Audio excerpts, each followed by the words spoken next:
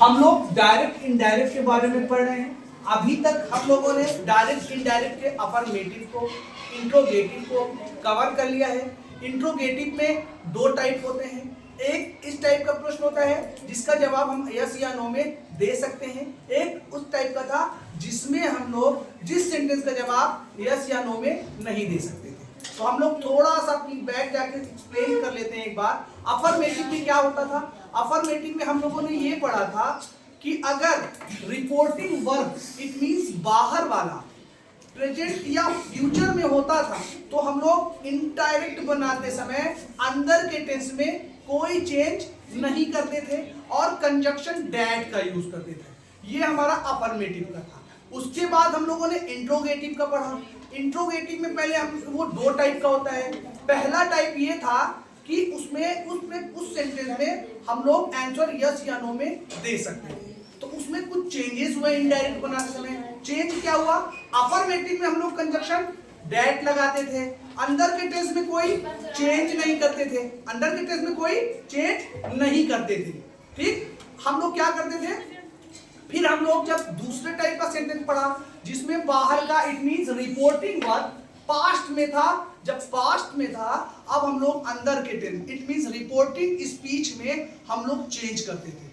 Change किस तरीके से करते थे? प्रेजेंट इंडिफिनिट पास्ट इंडिफिनिट में चला जाता था, प्रेजेंट कंटीन्यूअस पास्ट कंटीन्यूअस में चला जाता था, प्रेजेंट परफेक्ट पास्ट परफेक्ट में चला जाता था, present perfect continuous past perfect continuous में चला जाता था। इसी तरीके से पास्ट इंडिफिनिट पास्ट परफेक्ट में चला जाता था, past continuous past perfect continuous में चला जाता था। और पास्ट परफेक्ट और पास्ट परफेक्ट कंटीन्यूअस का डायरेक्ट से इनडायरेक्ट बनाते समय इनडायरेक्ट अंदर में इट मींस रिपोर्टिंग स्पीच में चेंज नहीं करते थे। फ्यूचर में हम बात करेंगे। फ्यूचर में हम लोगों ने क्या पढ़ा था? विल, शैल, मे, ये किसमें चला जाता था?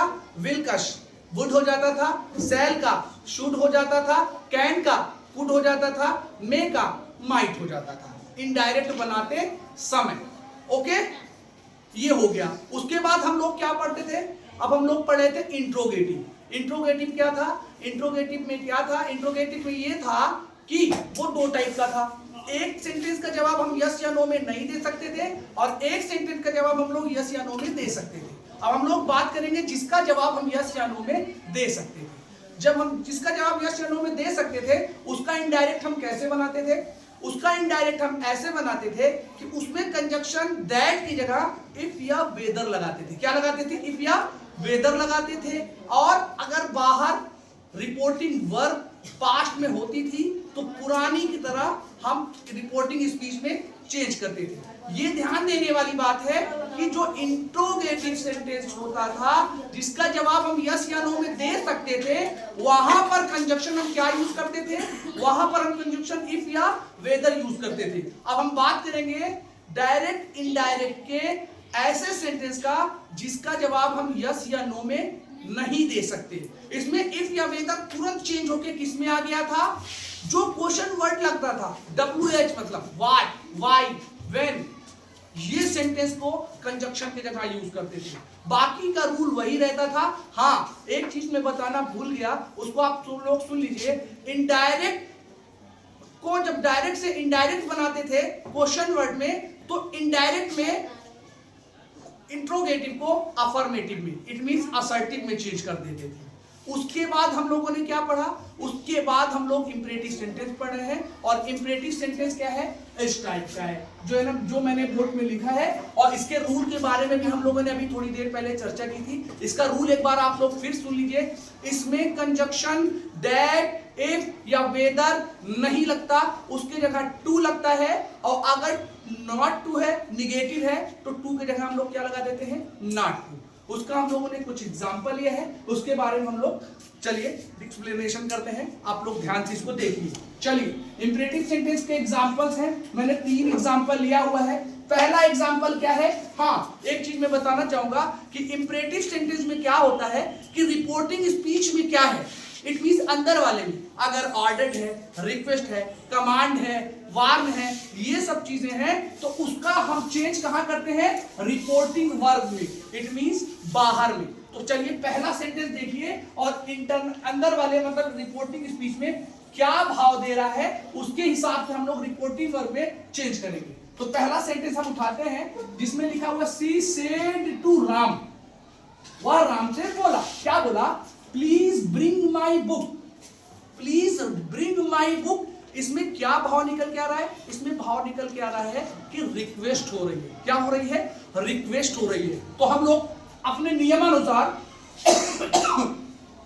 जब इसमें हमको रिक्वेस्ट आ रही है तो हम सेड टू के जगह रिक्वेस्टेड डाल दिया। ये पास्ट में होगा क्योंकि सेड टू पास्ट में है।